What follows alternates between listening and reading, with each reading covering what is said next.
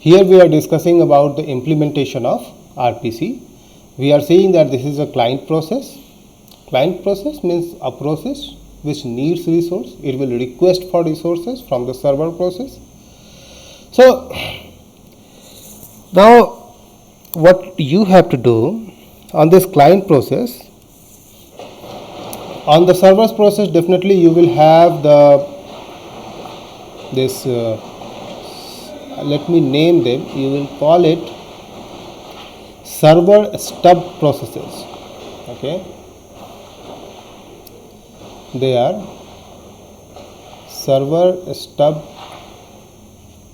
processes. Okay, so what their job is, whenever a request will come, they will unmarshal it. Okay, unmarshalling means disassembling.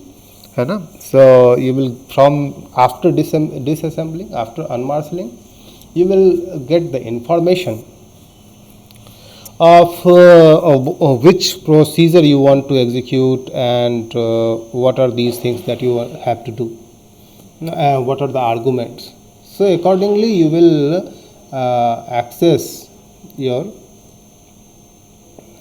service procedure. Okay.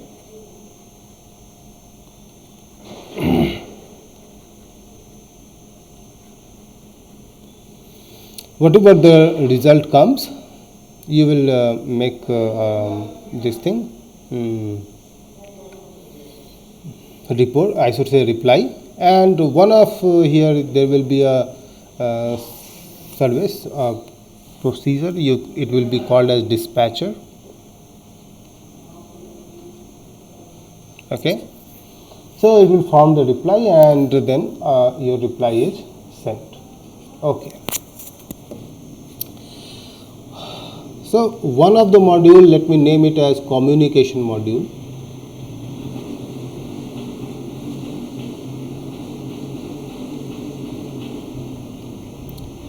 Definitely you will have one module here for communication. Let me call it as communication module. So in both the sides, both the processes, you will have communication module to communicate in between. So this communication module will send a request.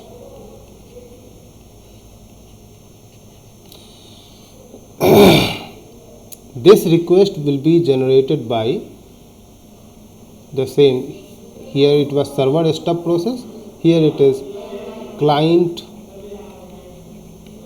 stub process. So in your client process, your client program will be executing, right?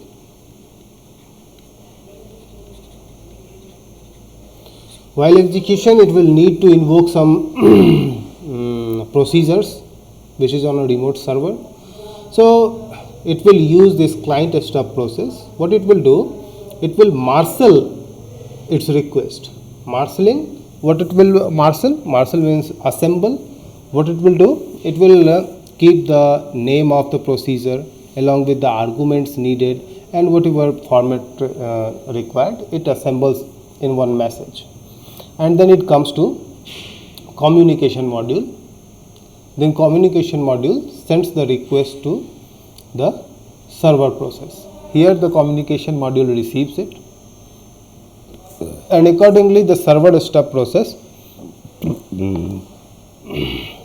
unmarshals it, finds out which procedure to execute, what are the arguments, and then it executes, finds the reply and somehow, and then gives to the dispatcher, and then this communication module send it to the